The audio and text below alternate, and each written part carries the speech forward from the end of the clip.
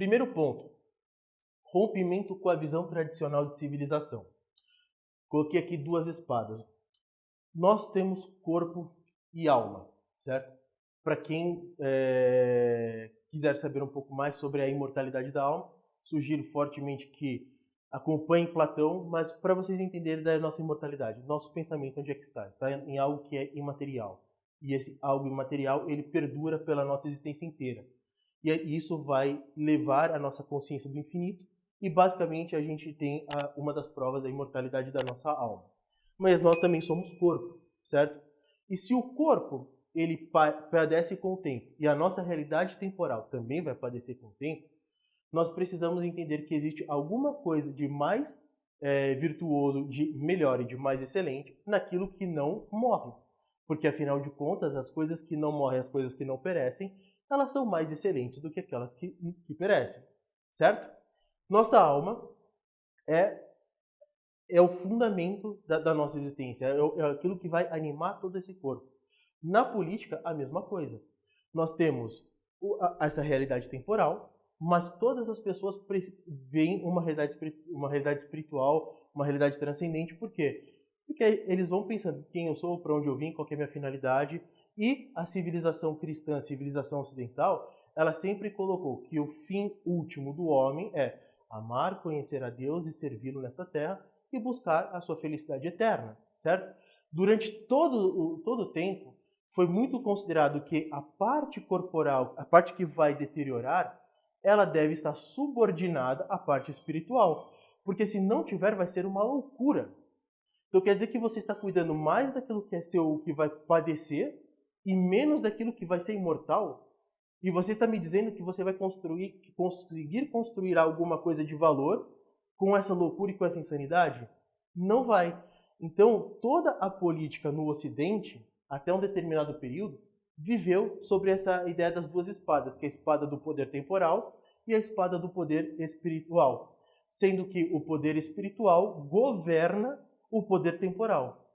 Quem começou a romper com isso foram escritores já no século XIX e com mais força no século XX, como, por exemplo, Jacques Maritain, como Martin Horkheimer, como uma série de pessoas que tentaram conciliar uma nova civilização cristã com os tempos atuais. E este livro que nós estamos trazendo aqui, do Padre Santiago Ramírez, ele vai exatamente combater, ponto por ponto, essas dificuldades, essas definições. E aí o que acontece? Quando você perde isso, você vai chegar certamente no ponto de pragmatismo, de individualismo, do tipo de hedonismo da sua sociedade, porque, afinal de contas, o que mais importa para você é o bem temporal. E quando você está vendo o bem espiritual, se ele não se meter na política, então tá bom. Mas se ele começar a se meter na política, aí vai ter problema. Então, obviamente, nós precisamos restaurar essa ideia de duas espadas. Nós precisamos voltar a ter uma ideia de que a alma regula o corpo, da mesma forma que o poder espiritual regula o poder temporal. Assim a gente vai conseguir chegar a, de fato, a sanidade nos nossos tempos. Outro ponto importante dessa diferença é que, por conta disso, rompeu-se o bem comum. E o bem comum ele tem duas dimensões importantes. O bem comum transcendente e o bem comum imanente. O bem comum transcendente de nossa alma é o próprio Deus. Santo Tomás de Aquino fala que ele é o sumo bem. E o nosso maior bem é possuir e amar a Deus para poder compreendê-lo na eternidade. Se não formos capazes de fazer isso, a nossa ideia de civilização ela já está bastante distorcida. Mas, para que a gente consiga organizar toda a nossa sociedade, que a gente consiga organizar de forma bastante intensa para isso, nós precisamos do bem comum imanente também, que está ligado aos bens exteriores, então a riqueza, a própria comida que a gente produz, a roupa que a gente veste, todos esses bens exteriores. Os bens interiores do corpo, então a virtude, a fortaleza, a moralidade, está tudo incluído aqui no bem imanente. E os bens interiores da alma, que é a nossa felicidade, que é a contemplação do belo, que está tudo aqui. Isso aqui, este bem imanente, ele deve estar, por definição, ordenado para o bem transcendente. Então, se este bem comum imanente for a razão, fim da nossa ação política, eu estou falando da nossa ação política, não estou falando da nossa ação como indivíduos, é a nossa ação política. Se isso aqui não tiver como finalidade direta Deus, de nada valerá. Então nós precisamos considerar isso a todos os tempos.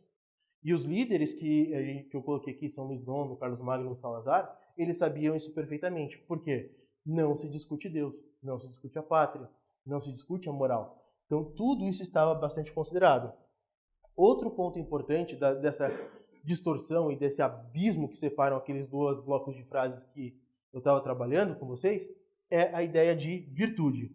Porque hoje, em sua grande maioria, as virtudes são trabalhadas apenas na sua dimensão humana. Então, vai tratar de fortaleza, de prudência, de justiça e dessas virtudes cardeais. O que acontece? Eu só simplesmente estou vendo a minha natureza humana. Só que não considera que essas virtudes elas são infinitamente potencializadas com Deus.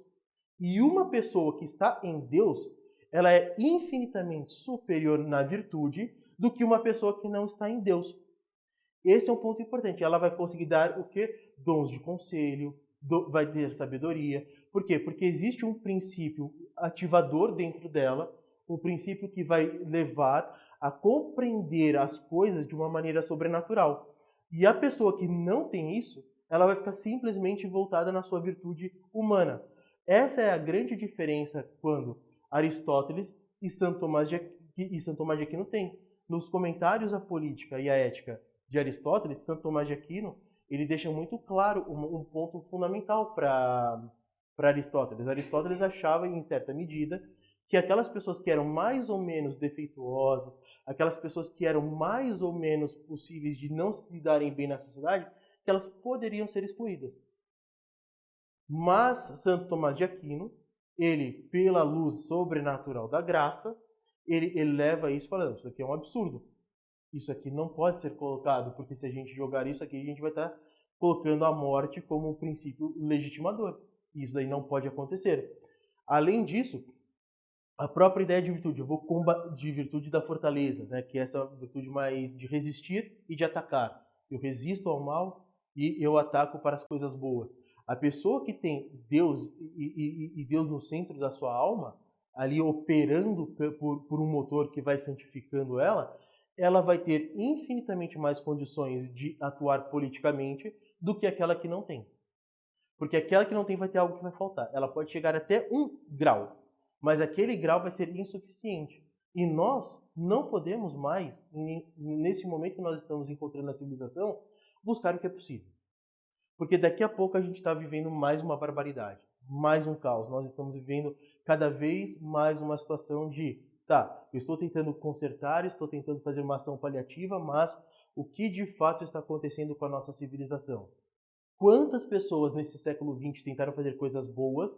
E aí eu te pergunto, século XX, lá depois da Segunda Guerra Mundial, estava pior ou melhor do que agora?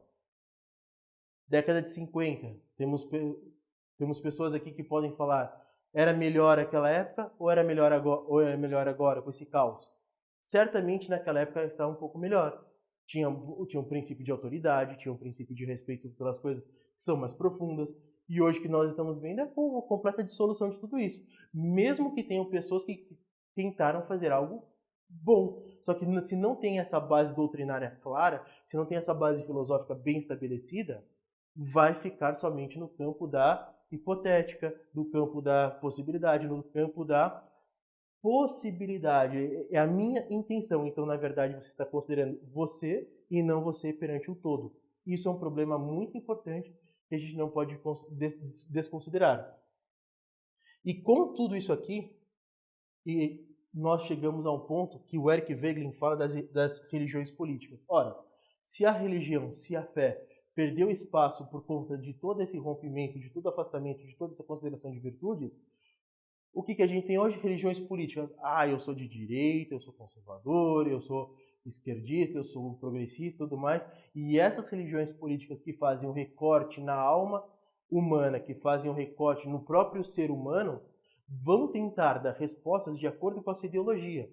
Então, na verdade, é como se a gente pegasse o homem nessa bancada aqui e tentasse falar assim, bom, Ele cabe aqui nessa mesa? Não, não cabe. Ah, mas por que ele não cabe nessa mesa? Ah, porque o braço dele está para fora. Ah, se o braço dele está para fora, o que a gente faz? Corta o braço. E não tenta arranjar uma mesa melhor. A gente vai cortar a perna, a gente vai começar a tentar maquiar as coisas para caber dentro da minha ideologia. E não para que eu tenha a mente aberta, não aberta no bom sentido, né? Chesterton fala, não seja tão mente aberta que seu cérebro cai para fora.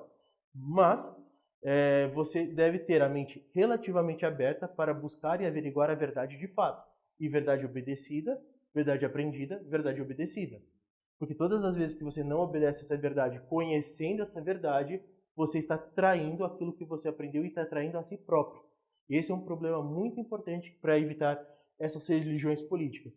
E tudo isso, com todos esses rompimentos que eu falei que aconteceram há 500, 600 anos atrás, gerou uma ruptura da unidade. Então a gente vê hoje todos os países do próprio Ocidente, dessa civilização cristã, sem nenhum sentido de unidade. Aquele sentido de unidade que mantinha o campo espiritual e o campo terreno unido, hoje já não existe mais isso. Então tem uns países que seguem religião A, B e C, tem países que fazem C, D e E, ou seja, é um caos. Cadê a nossa unidade?